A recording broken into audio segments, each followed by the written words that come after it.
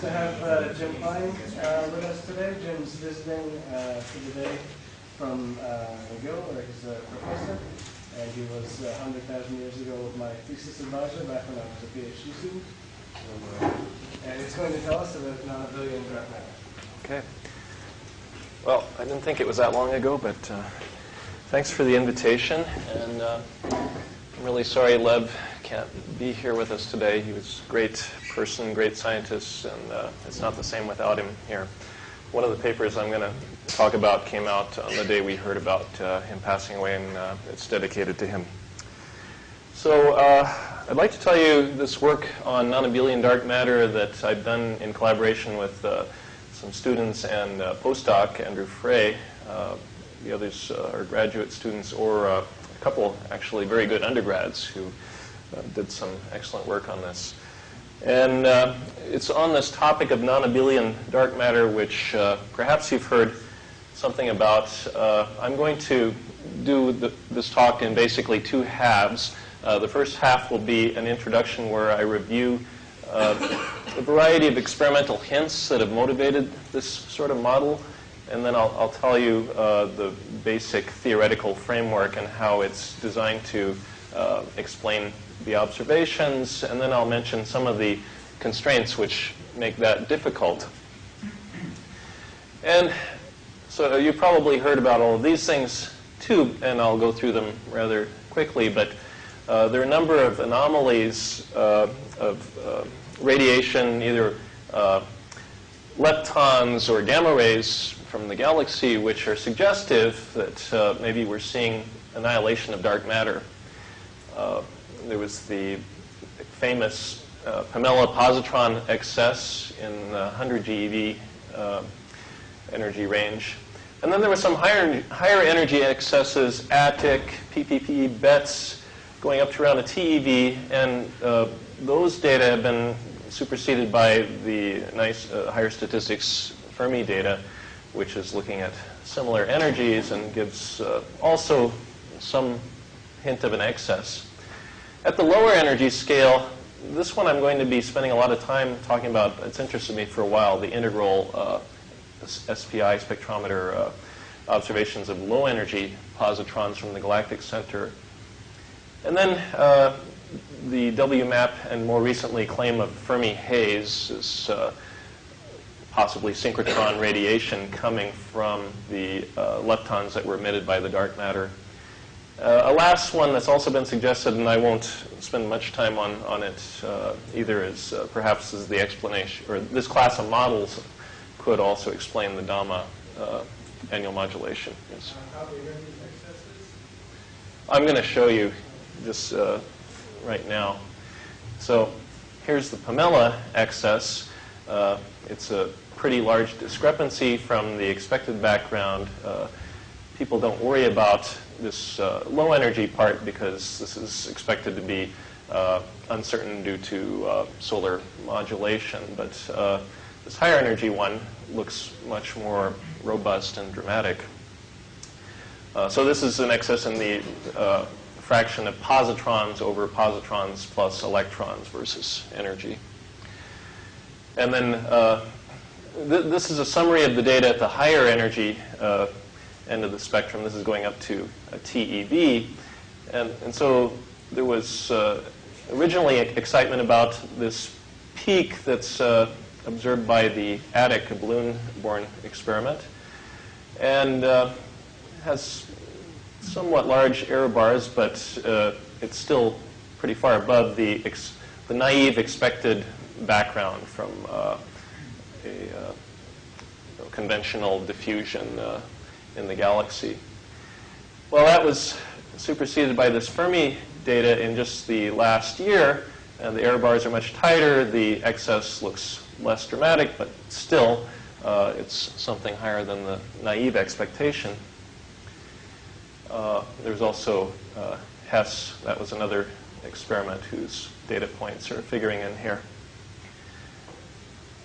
Then this one I said I would spend some time on. This is the integral experiment. Well, this observation has been around much longer than integral. The integral is just the most, this European satellite is just the most recent and best observations. This excess of 511 keV gamma rays coming from the galactic center out to about 10 degrees, this is something that's been seen for about 40 years. And this is the profile of the emission. Here is the shape of the spectrum. It's a pretty narrow 511 keV line, which tells you that these are non-relativistic positrons that are annihilating near the center of the galaxy. And so for a long time, people have wondered what's the origin of that excess. Then there's this WMAP haze, these extra microwave, when you subtract out everything that you think you understand from the WMAP signal, these authors find some kind of radially dependent excess measured from the galactic center, which they suggest can be consistent with the secondary emission of synchrotron gamma rays from electrons or positrons that could have been created, or other charged leptons that could have been created by dark matter annihilation. So, of course, astrophysicists tend to prefer less exotic explanations than dark matter annihilation. And one of the prime contenders is emission of positrons from pulsars. And that's something, it's been looked at by various people, and including the Fermi collaboration themselves. They've looked at making various assumptions about nearby pulsars, and there are large uncertainties in the relevant pulsar parameters. Well, you can get pretty much anything you want based on your assumptions. And so from this picture, it's clear that the Pamela and the Fermi excesses, they could be due to pulsars. And so if you're conservative, you might want to just say, it's pulsars, why bother? But it's difficult to ever prove, I think, that it is pulsars, whereas I believe we have a chance of ruling out the dark matter hypothesis. And so taken together with all the other hints, I feel it's still worth pursuing. And, well, if you look at the literature, you see lots of people agree, because there's hundreds of papers on this dark matter hypothesis. So here's a model that these authors came up with, which looks rather natural from the particle physics point of view, and it purports to be able to explain everything. And it's simply that dark matter, instead of being a single particle, is in a multiplet of a new Nonabelian gauge force, which is in the dark sector, not part of the standard model. And suppose that these dark matter Majorana fermions are in some representation of SUN. And so that comes with its own dark gauge bosons. And so that's the standard Lagrangian. But of course, we need some way for it to communicate with the standard model to get electrons and positrons. So a simple way is if you have kinetic mixing of one of the standard model bosons, the hypercharge, with a gauge boson from this dark sector. And so this could come about, in this example, there's some triplet Higgs field in the dark sector, and when it gets a VEV, then this becomes just a kinetic mixing operator and allows communication between these B bosons and the leptons of the standard model. It doesn't have to be a gauge boson. You could also assume that there's a coupling of a dark Higgs, here called S, with the standard model Higgs, and that will do a similar job. Well, here's a simple example. Suppose the gauge group is SU2, and the dark matter is in the triplet representation. So you have these three colors of dark matter, Chi1, Chi3, Chi2 is not needed for this picture. And if that triplet Higgs field got a vacuum expectation value, then you see in this operator we get some mixing parameter. I call it epsilon. It's the ratio of the VEV to some high energy scale. Call that epsilon. And what this means is that this gauge boson that mixes with the standard model, it will have couplings to electrons which are just the electric charge suppressed by that small parameter epsilon. And now we can have annihilations in the galactic center where two of these gauge bosons get produced, and then they decay into E plus, E minus. One of the important observations I forgot to mention was that Pamela, they also look for antiprotons, excess antiprotons, and they don't see any. They only see excess positrons. And so just looking at this picture, you might ask, well, how come I'm only getting electrons here, not positrons and not antiprotons? Well, the way you do this is you assume that that gauge boson is so light, because this triplet Higgs Webb is small enough, which gives mass to the new gauge boson. It's so light, say less than a GeV, that when it decays, it doesn't have enough mass to produce a proton-antiproton pair. And so in this case, it could only produce E plus, E minus, mu plus, V minus, and pions and neutrinos. But to make a narrow 511 kV line, don't you have to have the mass be just exactly? Well, I'll show you. We'll be using a different mechanism than that. It's coming. And I want to stress that it was important for us to use a Nonabelian gauge symmetry to get this effect, because if it was just an abelian U1, then when that, well, so what was important here is that these gauge interactions are non-diagonal in color. Chi1 can't stay Chi1. It has to turn into Chi2 or Chi3, as you see in this diagram.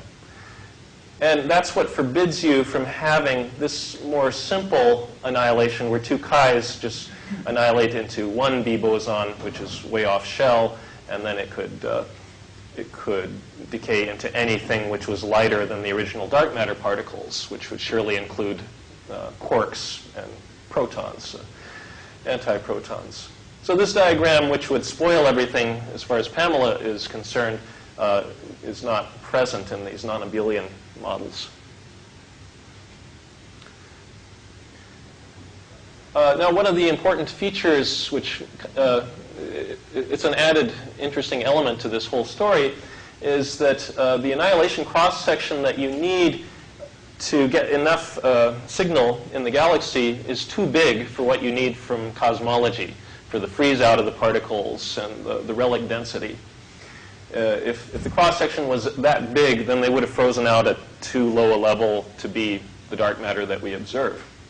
But there's this interesting effect, the Sommerfeld enhancement, which can reconcile that tension, which is due to the fact that dark matter is moving much slower in the galaxy now than it was early in the universe when it was freezing out.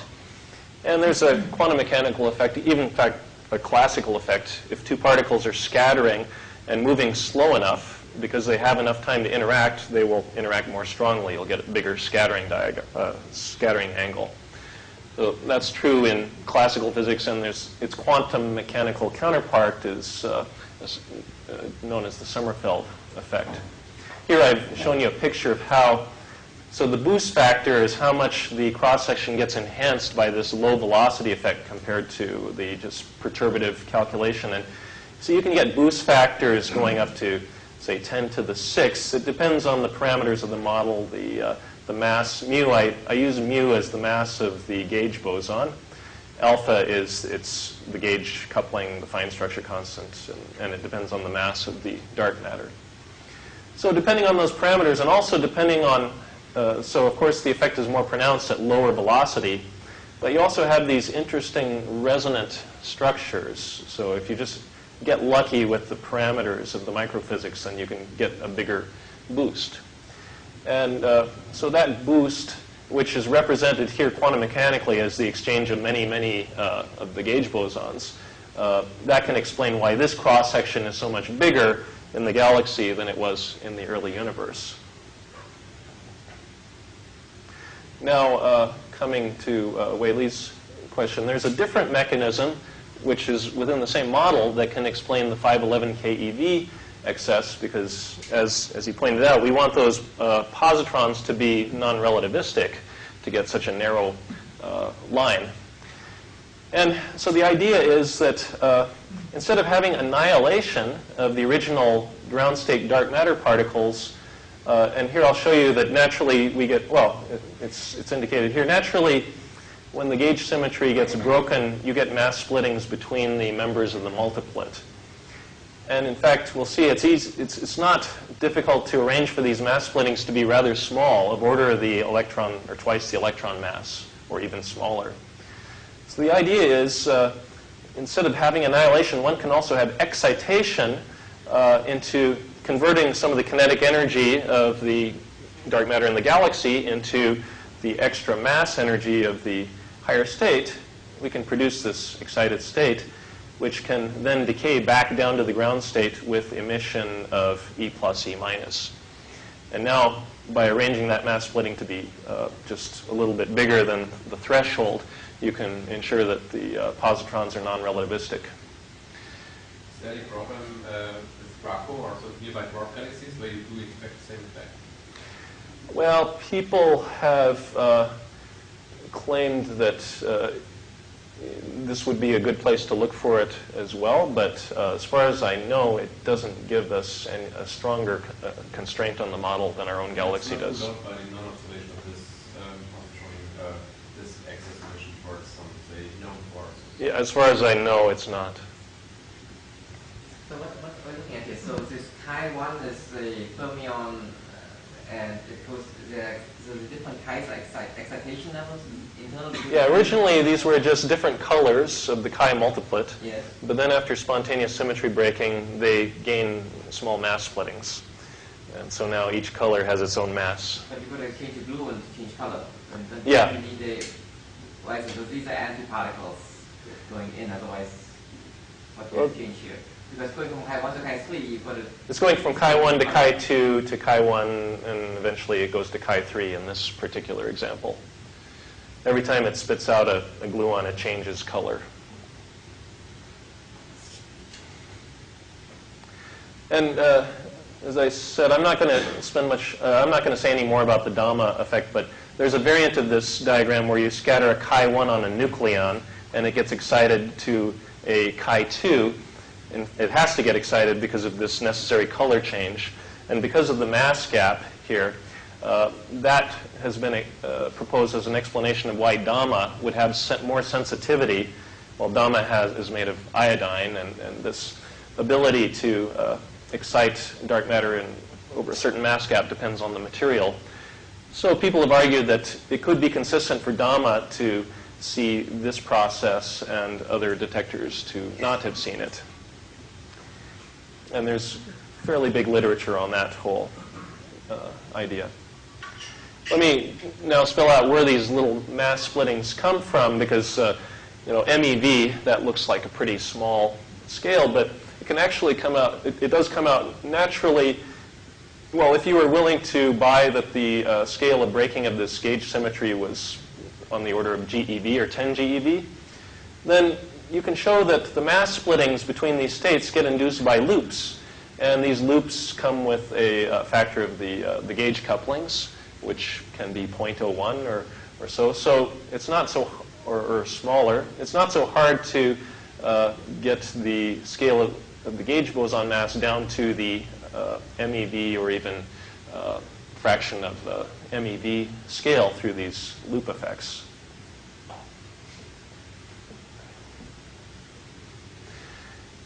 So now when you put these things together to try and fit the data, here's one example of a cross-section and so you can fit to the cross-section of the annihilation and the dark matter mass to find out what fits the data, and you find regions where you can simultaneously fit the Pamela and the Fermi observations if the dark matter is in the TeV mass range. So I'm going to often just assume it's around a TeV. This example required that Sommerfeld boost factor to be about 300. Other authors, well, so there are constraints, I should say, even here. this is a constraint from inverse Compton gamma rays, which would be associated with the leptons that are being emitted. This is from the Hess experiment. And you see that these constraints are kind of getting close to the allowed region for Pamela and Fermi. So that's one constraint to be concerned about. There's another constraint coming from the CMB because, as these authors pointed out, this process going on in the early universe, the production of charged particles, that has an effect on the ionization fraction after recombination, and the CMB is sensitive to these perturbations to recombinate to the ionization. And so this gives you a constraint in the same plane, cross-section versus mass. And I'll show you that the constraint is wiping out a lot of the allowed region that you wanted to explain the other data, which is just shown here. So you see, it looks like it pretty much wipes out what you wanted for explaining the anomalies. A caveat to that, though, is that other authors, in fact, this linear combination of the same authors who derived the CMB constraint, they get different numbers for what's allowed for Pamela and Fermi. This number 4 model is the one which corresponds to this same picture. And so they claim that actually you don't need as big a cross-section. You could live with the cross-section down here, which is not going to be ruled out until Planck improves these CMB constraints. So that was my brief introduction, and maybe I should pause here in case you have further questions before I go on. And so if not, the next part of my talk, I'm going to be telling you about what we have done. And it's mostly in the category of model building. Well, not just building models, you'll see. But it's in these 3 papers, and the most recent one is this one with the undergrads. But anyway, what we did was we built some explicit models of this kind to find out what are their detailed implications, not just for these experiments, but also for early universe cosmology and other, well, there are some laboratory constraints on these models as well. And then much of my talk I'm going to be focusing on this excited dark matter idea for the 511 keV excess. And I think we've done the most quantitative analysis of that in this recent paper that's been done. And finally, I'll just mention briefly some work in progress with these other graduate students at McGill about how substructure of the galactic halo could modify some of our predictions. So if you're going to build a model of this choice, you have some a model of this kind, you have some choices to make. You have to choose which gauge group you will have in the dark sector. We focus on SU2 just because it's simplest. There are other papers that favored SU2 cross U1. You also have to choose which representation the dark matter is in, and we looked at some of the low-lying representations. You have to then choose what kind of dark Higgs sector will you use to break the symmetry, and also, so that gives masses to the gauge boson, and it also determines how the dark matter gets split in mass. So we looked at various simple combinations of dark Higgs particles. You also have to choose whether you're going to connect to the standard model through this kinetic mixing in the gauge boson sector or through mixing in the Higgs sector. And we considered both, but we mostly focused on the first one. Yes? What about the linear term, well, the term of the type lambda SH squared? It would be... Oh, because S is transforming under a non-abelian gauge symmetry, you can't just write S. Right. Yeah. Yes? So in these models, you inherit the Wimp miracle through the the usual supersymmetric particle masses, right? You basically reproduce the relic abundance there naturally. Well, I mean, I'm going to show you what we get for the relic density, but the fact is, yeah, it's TeV scale dark matter, so that tends to give you the right relic density. Sort of play around with the thermal freeze out, you don't have to go a little long further there. Well, I'm going to show you that in some cases we actually prefer non-thermal production. Yeah. So, yeah, and what you do with the sorts of things you can calculate with these models, well, exactly this question, what is the relic density? How do you have to adjust the parameters to get the right relic density? And you also have to get the dark matter masses and splittings right, and the gauge boson mass right. Well, so in doing this, we discovered something that kind of surprised us, which hadn't been discussed before. Now, of course, dark matter is electrically neutral, so it doesn't have any direct coupling to photons, but it can get a coupling at one loop, and in fact, that's what we found, a special consequence of considering a Nonabelian model, where you, in the Lagrangian for the dark gauge bosons, it's field strength squared, but the Nonabelian field strength has something that's bilinear in the gauge bosons.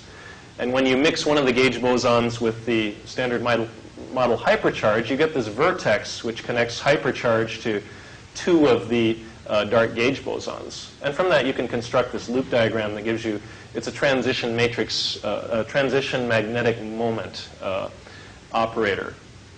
So it's a new coupling to photons to the dark matter that you wouldn't get in a generic dark matter model.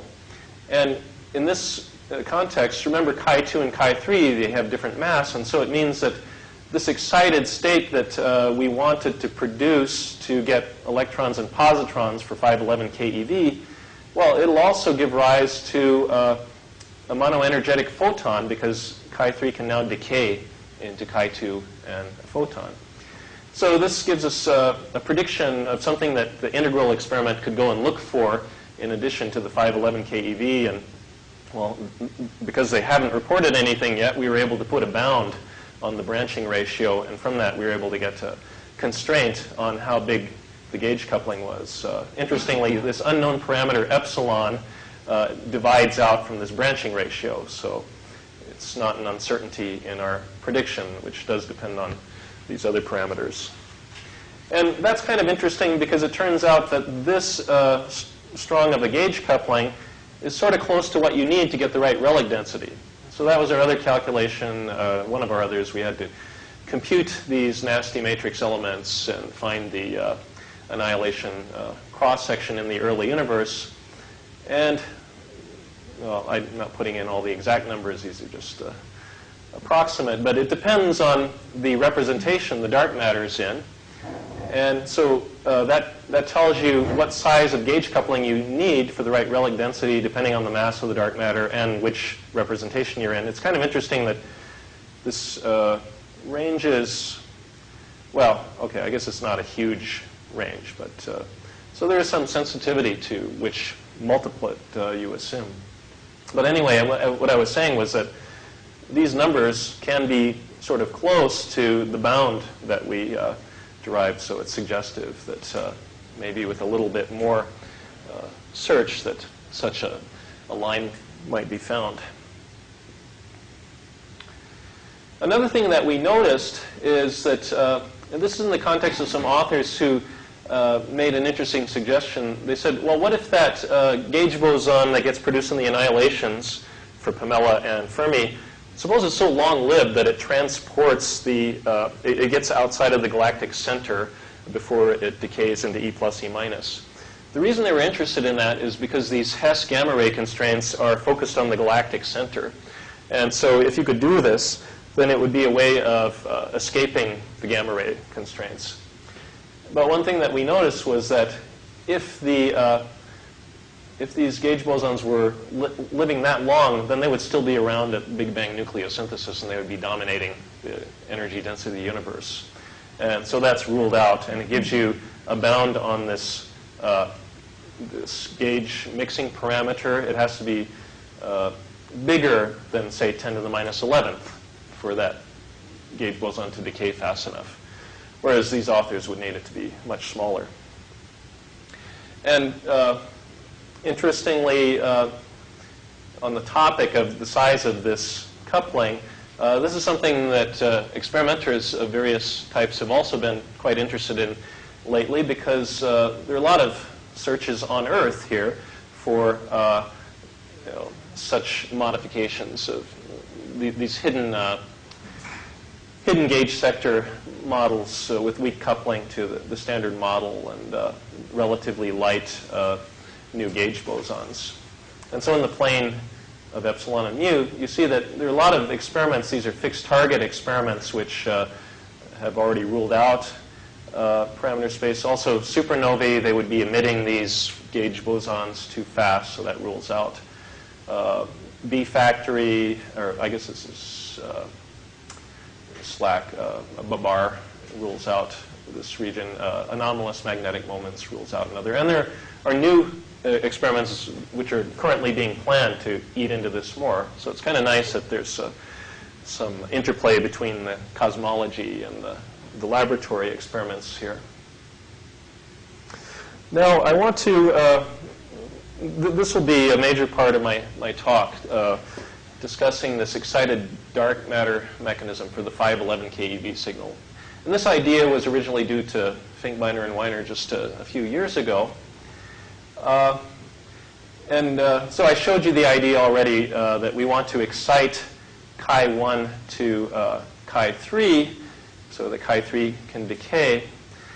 And there's a problem, a generic problem with this idea.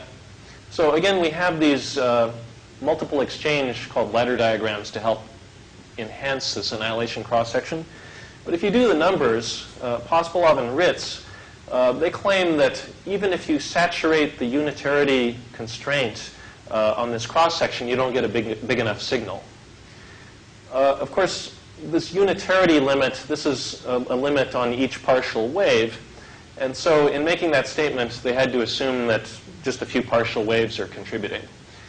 But it could be that many partial waves are getting saturated in unitarity. And so if enough of them contribute, then maybe you can boost that cross-section and agree with the observations. So that was a question mark. And so this is a question that we got interested in trying to solve. Now, if you try to think about it in terms of quantum field theory, these ladder diagrams are a nightmare.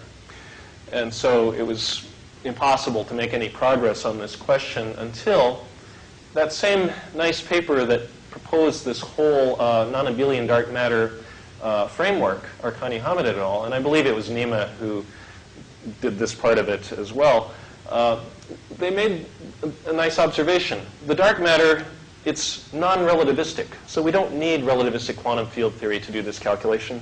We can use non-relativistic quantum mechanics. We can just solve the Schrödinger equation. And so it's the Schrödinger, in the simplest case, you would just have two states. So we have the Schrödinger equation for a two-state system. I'm just going to care about Chi1 and Chi3 for now. And the potential is this matrix. It's a Yukawa potential, but it has to change the flavor, so it's only got off-diagonal elements. So you just solve this quantum mechanics problem. You have to do it on the computer. Nobody knows how to do it analytically, but we can do that. And I just call your attention to a few parameters here. It was convenient to recast the Schrödinger equation in dimensionless variables. And so these parameters, gamma, delta, eta. Gamma is the gauge coupling squared times the mass of the dark matter over the mass splitting. Delta is just the velocity of the dark matter squared divided by, there's a threshold velocity for being able to produce the excited state. And this eta is proportional to the mass of the gauge boson and the coupling and 1 over the mass splitting. So we just found it convenient to map out the full parameter space in terms of these dimensionless parameters. Well, even though it's only the Schrödinger equation, it still turns out to be numerically challenging to solve this, especially when you realize we were interested in a situation where you might have many, many partial waves contributing. And here's an example. This quantity I'm plotting here is basically the cross-section times the velocity, the thing that you want to put into the rate. And I'm showing the partial contributions in a particular part of parameter space from 200 partial waves. You see it's starting to converge. Well, it does converge by the time you get to 200, but it means you have to compute all of these partial waves to get an accurate result. Of course, this was for low gauge boson mass. If you have a larger gauge boson mass, that's going to cut down on the impact parameter, and you won't need so many partial waves. So here's an example with a smaller number of partial waves. I only need 100 to get a good result. And there are many examples where you need fewer. But in general, one needed to be able to compute these amplitudes for many partial waves. And in this game, well, when people talk about Sommerfeld enhancement, they like to know what's the boost factor, which is the ratio of the actual cross-section to what you would have computed naively in perturbation theory. And with the usual Sommerfeld effect where you have annihilation, not excitation, that boost factor is always 1 or larger. But it turns out in this case where we have excitation, it's not necessarily larger than 1. In fact, in many cases in parameter space, we find that it's not a boost, it's a suppression. But up here, we find that it can be a boost. We never actually use the boost factor, so I'm just showing that to contrast it to the ordinary Sommerfeld enhancement. And now I'll get to the actual calculation we did. So you need to find the rate at which positrons are produced, and that's proportional to the cross-section and to the density of the dark matter. And you have to integrate that over the galaxy up to some radius which encloses this 10-degree or so circle from which they're observed. And, well, we have to make some assumptions here. We don't know exactly what the density profile is. There are various fits and hypotheses, which I'll show you. But anyway, it's some profile. And now this average cross-section, it also depends on the velocity profile, the velocity distribution of the dark matter. We assume it's a Maxwell-Boltzmann distribution, but that still has, and it's cut off at the escape velocity of the dark matter, say 500 or 600 kilometers per second. But actually that number, oh sorry, not that number, the dispersion of the dark matter, that's something that depends on the radius. And so here's another unknown, and we use some input from n-body simulations to model that. So this is just showing you how various dark matter profiles differ from each other. The popular INASCO profile, which is an exponential form, and the NFW form. The INASCO tends to be, it's the blue curve, it tends to be more cuspy in the center.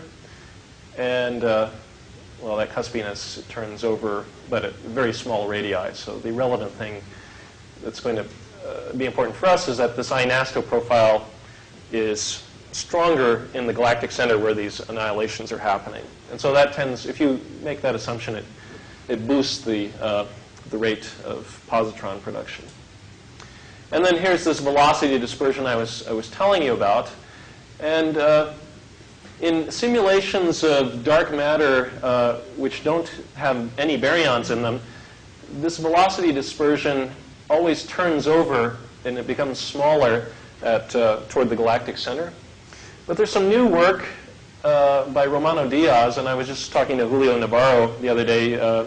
He has some work in progress which is, I believe, confirming this. And they find that if you put the baryons into the simulation, which you know are there, well, almost everywhere they don't do very much, but in the galactic center where they're concentrated, they do have an effect, and they tend to increase the velocity dispersion and actually make it go up instead of going down. And that really helps us too, because the higher velocity, the more energy you have for colliding dark matter and producing excited states. And so by taking all of those different variables into account and trying to make the most optimistic assumptions for getting excited dark matter, and then exploring the whole parameter space. So there are this parameter gamma, which was related to the strength of the gauge coupling, and this parameter eta, which was related to the mass of the gauge boson. We get these contours. So this is in the plane of the dark matter mass splitting and the mass of the gauge boson. We get contours of the log of the predicted rate over the observed rate, and these dark lines labeled 0 are what we want to match the predictions. And the important thing here, okay, so we made all the most optimistic choices. We chose the cuspious profile that we thought was reasonable, and the velocity dispersion that's rising toward the galactic center, etc. And even so, we find that we can never get enough rate if the dark matter mass splitting is bigger than, say, around 600 keV. Now remember, we want to produce an electron and a positron from this decay. So we needed it to be twice the electron mass. 600 keV is not enough. And so then this was assuming our favorite value of the dark matter mass for Pamela and Fermi. But you can vary that and vary other things. So here we've tried to optimize everything else and then vary one of the things that we didn't vary, like the dark matter mass. And here you see it doesn't matter very much. We can get a little bit higher, say close to 700 if we go to a bit lower dark matter mass. We can, if we play with the average velocity of the dark matter, things don't change very much as we go to these larger values. And let's see, why is that? I have to think about that. And then another important parameter was the circular velocity of the dark matter at the position of our galaxy. Well, it would be the circular velocity of anything at the position, at our position in the galaxy. That affects the escape velocity. And that was the thing that we found was most, the results were most sensitive to. If we could boost the circular velocity at our position in the galaxy up to 350, then we could get this mass gap up to twice the electron mass. Or if we could make our value of the, so R naught is the value between our radius from the galactic center. If we could decrease that, then that would make this region that we're integrating over look bigger, and we could get a bigger rate that way. So if we could do both things, then we could get up to twice the mass of the electron. But these are such unreasonable values to astronomers. Nobody would believe that the circular, most people believe the circular velocity is 220 kilometers per second. That's the standard assumption, and that we're 8 kiloparsecs from the center of the galaxy. And so nobody would believe that you could push these parameters up enough to get such a large mass splitting. Well, so we worried about, is there a way out of that? And one of the ideas that we had for trying to fix that problem was, instead of assuming this picture for the, instead of assuming the original picture for the mass hierarchy of the dark matter, which people wanted for Dama plus this effect, we had the idea of inverting the hierarchy. And supposing that there's this excited state chi2 already existing in the universe, and then we don't have to excite it by an MeV. We could only excite it by, say, 100 keV and build the chi3 state, and then it would decay to chi1. And we can build models which make the chi2 state stable against decay. So there's no problem making it stable. However, there is a problem. Suppose we have a lot of these things sitting around in the universe. We have to make sure that early universe effects couldn't excite them to chi3 and let them decay. That would deplete this population before it ever had a chance to act in the galaxy. And so that's why I said... For the other hierarchy, just was it coming from cosmological considerations like this, or is there a particle physics reason why? It was coming from the Dama, the desire to get Dama. So you wanted chi1 to be able to scatter against a nucleon and make chi2. But in your inverted hierarchy, you will say, okay, Dama is wrong, right? Or can you explain Dama with this inverted? We can't explain Dama with our inverted hierarchy because the gauge boson which the gauge boson, which mediates this transition, doesn't talk to the standard model. And then it's too high that gap. Yeah, so that's another reason why I wasn't interested in Dama. I can't explain Dama. No, why don't you just populate these things thermally, and if you've got a localist version of 200 milliseconds, even if you didn't have any of the starbursts, you will populate them by collision. Oh, but as soon as I mean, they will depopulate. If it was ever in thermal equilibrium, then they'll just depopulate as you go below that temperature. No, but in the whole galaxy, the effective temperature of these guys is like an MEV, right? What? It takes the sigma, it takes the V. There's no temperature for our galaxy. It's my MEV. It's like low VV, right? So the zero temperature for our galaxy, it isn't that big. It's much smaller than us. So what you take is you take the mass of your particle TeV times V squared over C squared, and at 24 seconds you get about MEV, right? Let's talk about what the typical velocity of a particle going on a halo, and take mv squared and MEV. Yeah, but if it was easy to do, then I would not have had trouble getting a big enough rate. So the problem is that we're having to be on the tail of the distribution in order to get these transitions. And just barely. So you're saying when you push from 200 to 300, you actually get enough of it. Yeah. So you're just below where you. Like, exactly. Yeah. And let's see.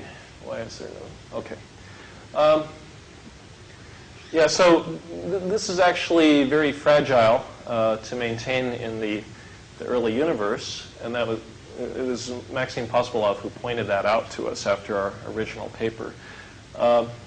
So we had to think, is there some way to preserve it? And the problem is, in the early universe, you could have these same effects going on. And if you look at the kinematics of particles in the early universe, you see that because of the same Sommerfeld enhancement that you want for Pamela and Fermi, that these processes would be going on too fast. So Chi2 gets excited to Chi3, and then it decays. And so if we want to avoid that happening, what we would need to do is to assume that these Chi2 particles are actually moving faster than they normally should be if it was just a thermal population, because these fast particles then would not have the Sommerfeld enhanced cross-section. And so one way you could do this would be to assume that our Chi particles that we see today are the daughter of an earlier generation of dark matter. I'm calling it S. And suppose S was around for a long time, but rather late in the history of the universe, it decays into the current dark matter particles. And they will generically start out being roughly relativistic. And then it will take them some time to lose their energy through the Hubble expansion. And so for a long period, a hopefully long enough period of cosmology, they will be moving faster than they would have been if they were just normal dark matter particles. So first of all, how would you get this particle to decay so late? Well, one way is you could write down an operator like this, which you could imagine coming from a grand unified theory where this scalar, presumably, couples to the dark matter through the exchange of some grand unified X boson. So that's a very natural thing to write down. And then, well, this doesn't allow the S particle to decay, but suppose that there's a phase transition that gives it a VEV at temperatures of order a TeV. Then we can replace one of them by its VEV, and it becomes an interaction that allows decay. And, well, let me just skip to, well, no, I better say this. So the point is that the Sommerfeld enhancement goes like 1 over the velocity, and I'm assuming the velocity is near the speed of light of the decay temperature, and that it's the velocity is redshifting like the temperature. So you can find out that the rate of excitations over the Hubble rate is some number, which depends on the decay temperature. And then we find that if it was TeV dark matter, we need a decay temperature of about 5 MeV. So those original dark matter particles, they'd have to last until the universe was about 5 MeV.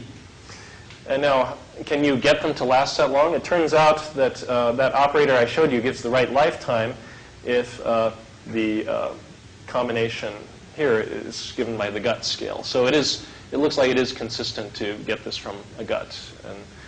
And so from the particle physics point of view, it doesn't seem that unnatural. Of course, it seems much more complicated and contrived than simple thermal freeze-out of dark matter. So it's the sort of thing that if you thought of the idea, you think, wow, this is really interesting. And if you didn't, you think, oh, this is really ugly. But I think it's kind of interesting. Now, I just want to mention a few more things from our model building, and namely about getting this mass spectrum. We wanted to get this inverted mass hierarchy. You might wonder, well, is that difficult to get? And so we looked at various models and mapped out what kind of mass spectrum you can get. And of course, it depends on parameters of the model. In the simplest case, if you just had triplet dark matter with a few triplet Higgs VEVs, and you can these are orthogonal Higgses. You can parameterize their VEVs by some angle, the ratio of their VEVs. Then you can map out what's the range of possibilities for the mass splittings. And you see that there are lots of values where you get this inverted mass hierarchy. There are also values where you get the normal mass hierarchy. So one is not more natural than the other. You can build your model to do that. And here's a model with 3 triplet Higgses. And you see here, well, in this case, we have more angles to parameterize the VEVs with. And so for various angles, we can get easily this inverted dark matter or the original hierarchy. And here's the spectrum that you get if you choose a quintuplet Higgs. So things get very elaborate, but and this is if you choose quintuplet representation for the dark matter. Anyway, there's a lot of rich possibilities for model building, and I didn't have time to tell you, but it's easy to build into these models a discrete Z2 symmetry that guarantees the stability of that intermediate excited state. And one other point I wanted to make about the 511 keV signal, not only did we look at the absolute rate, but we looked at the angular distribution. And the thing that we noticed was that, so the red profiles here are the observed angular distribution, and these other lines are what you would predict based on various combinations of the dark matter density profile and velocity profile. And the basic point here is that the blue curve here, that was our favorite profile for boosting the rate.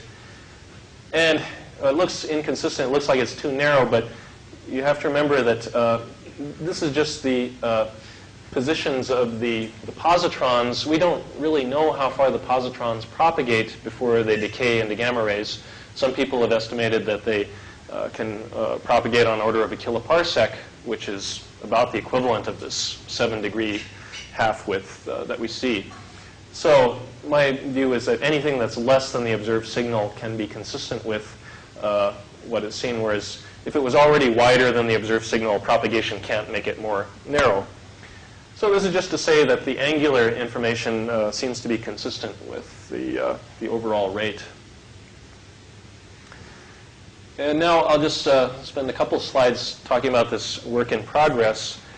And the idea here has to do with the substructure of the galactic halo. Of course, there's the main halo of the galaxy, but now it's known that there's a kind of fractal structure to the density. There are the subhalos, and there are sub-subhalos. It seems that this nesting of structure goes on indefinitely, although the subhalos aren't exactly the same as the main halo. They get tidally stripped. So there are differences. But people have wondered whether this could make an important modification to our predictions for dark matter annihilation. And there have been a number of papers which have talked about what you would expect for gamma rays coming from dark matter annihilation due to the substructure. But so far, nobody has tried to figure out if the annihilations in subhalos could contribute significantly to the lepton excesses that I've been talking about. So that's what we're trying to do in this work. And so you can find out statistics of these subhalos because there's a few simulations. There's the Via Lactea simulation, data available online. So we've been using that one. And so that has a catalog of over 10,000 subhalos. And then there are many smaller ones which are unresolved that aren't listed in their catalog. And the interesting thing about these subhalos is that their velocity dispersions, unlike the main halo, which is around 200 kilometers per second, you can have very small velocity dispersions, which is proportional to the size of the subhalo. That's interesting because remember the Sommerfeld effect is biggest at low velocities. So you could have a much larger Sommerfeld enhancement in those subhalos which could compensate, even though they're a small fraction of the mass of the total halo, this could compensate for the smallness and density. Yeah. There's a problem in your universe, basically, in order to not overheat and sort of make all this first structure that will form, you have to saturate some of an enhancement at roughly a sort of velocity value of 200 kilometers per second. It's given by Kamikaze. Yeah.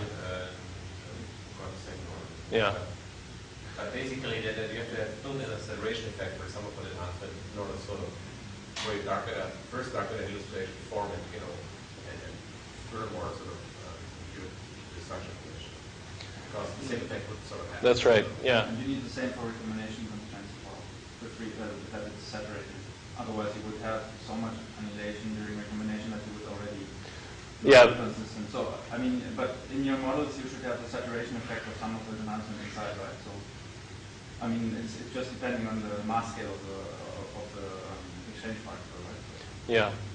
And so we might need to invoke this non-thermal effect to reconcile this with those early universe constraints as well. But what is the probability? I mean, you show how many subhalos you have there, but just the probability to sit in such a subhalo is very small. No, but we don't need to be in such a subhalo for this. We're just assuming that annihilations are happening in all of them, and we're getting the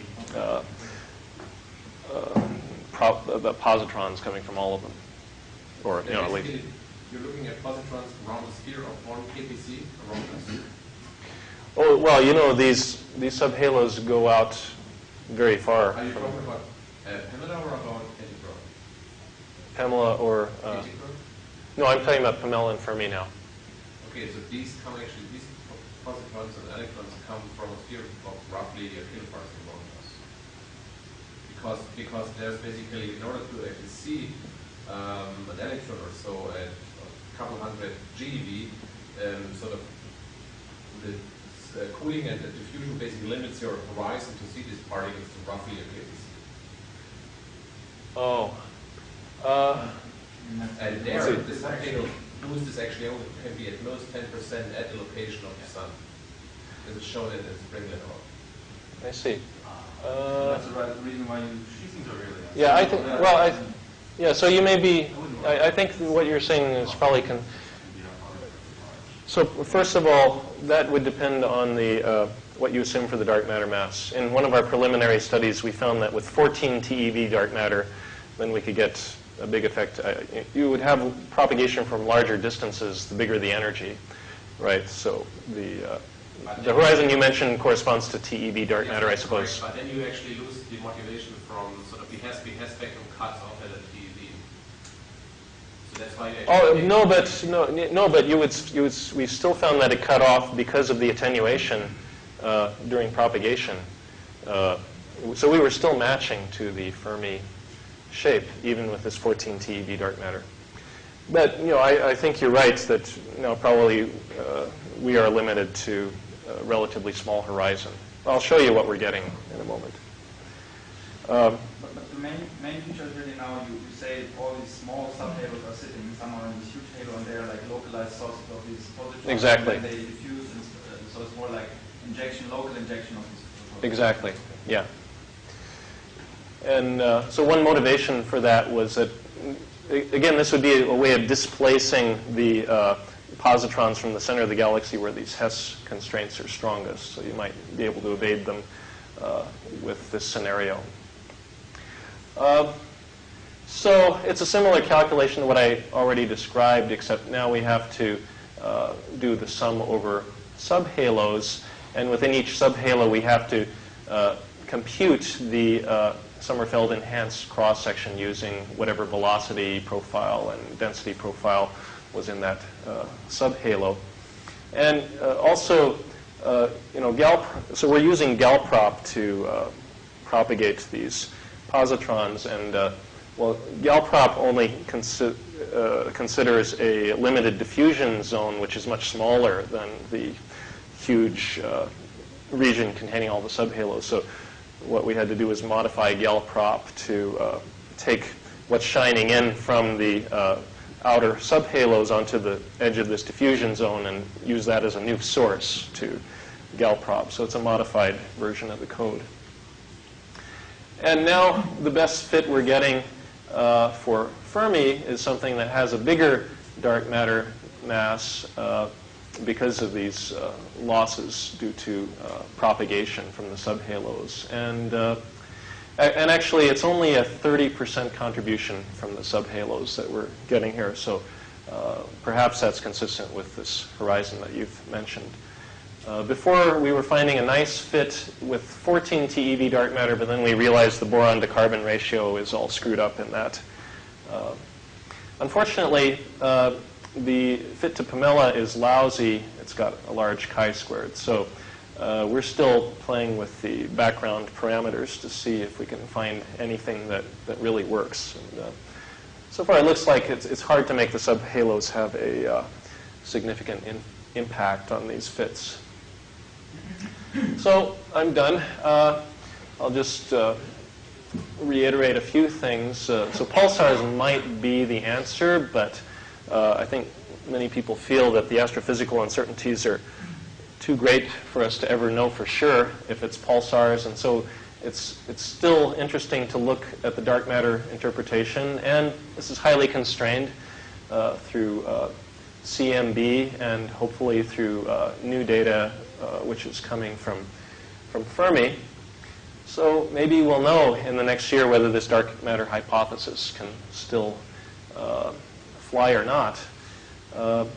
I continue to be interested in the integral excess, and it's possible that maybe even if these anomalies are not explained by dark matter, perhaps this one is.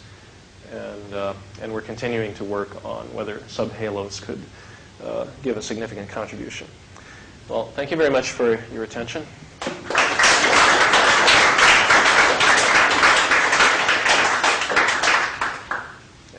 In addition to subhalos, you could have a superhalo, like if you're going to the local group, then the whole galactic center is moving through a fog of dark matter at some velocity between 0 and 500 pounds per second, depending on where you are. And within that halo, in which case you could get your, I think the way I understand the galactic center constraint is that you have to produce enough MeV energy collisions to generate Poisson pairs. And then your 220 pounds per second is just a little bit below what you need to excite enough of them. But we know that we actually live in a superhalo. So you're saying that would be a new component to the dark matter that I'm not considering? Exactly. So there's even more diffuse foggy distribution of our local group halo that we're going flying soon. I see. And so what do we know about its density or... Well, I think it's fairly uncertain because it's probably not a very relaxed halo right now. So in a simulation, you can try to, people in simulation try to identify where potential sites for our galaxy might be, and you will find with enough data that depending on how unlucky you are, you could be flying through the fog anywhere between Z0 and 500 pounds per second probably. I guess, would be to change the, change the escape velocity, right? That was the main factor, I guess, changing these parameters, right? No, it changes how many particle collisions you have at higher velocity. It's Maxwellian. It's Maxwellian distribution, then just get very few particles at high gravitational velocities. No, it is sensitive to the escape velocity, though. That essentially, when we were changing the circular velocity, we were extending the escape velocity. You had to get along Maxwellian tail, but that's already at even that's 3 times circular at the galactic center region. So that's like 600 even for all guys. But again, what you also get in an added population of dark matter particles that have a net swimming velocity relative to us. And that's again reasonably generic depending on the history of our local group.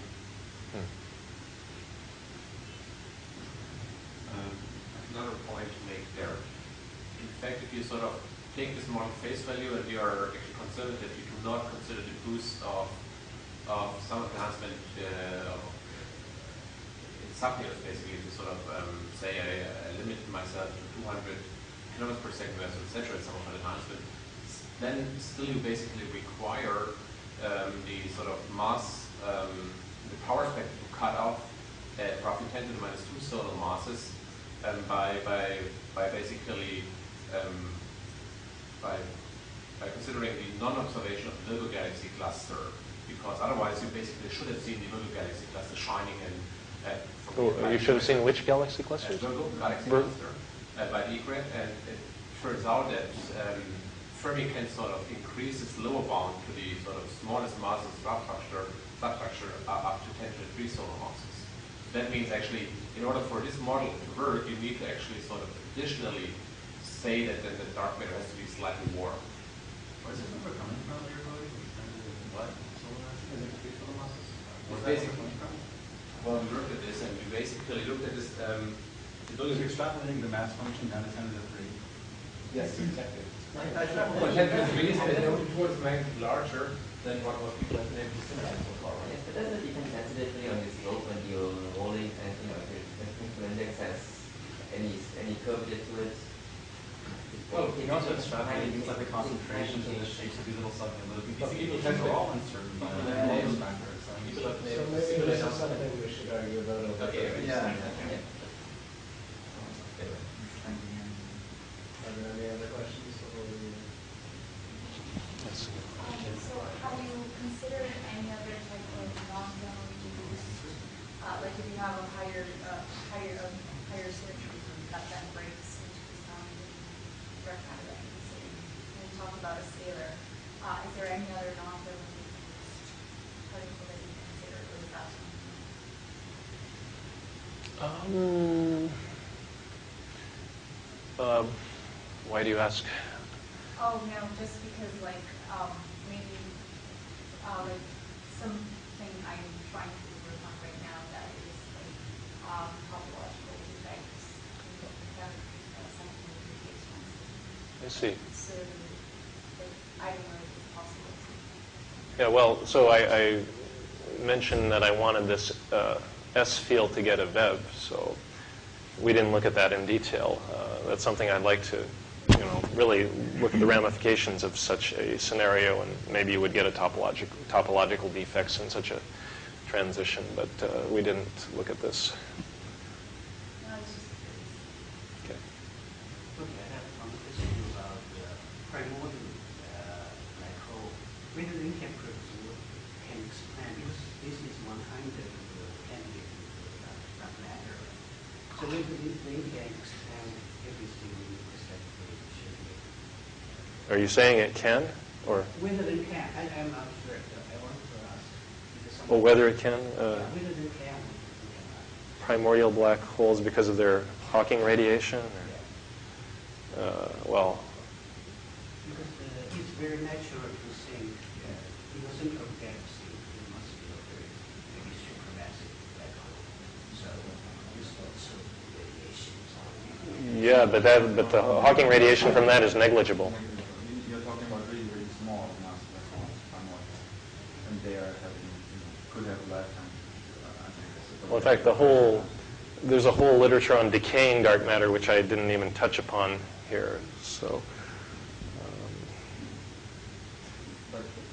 decaying dark matter, you don't really want that, right? Because I mean, at least it should have long lifetime, long Yeah. compared to the lifetime of the universe. That's right. That's right. It should not be gone already. But Yeah. there could be really massive particles which could have. But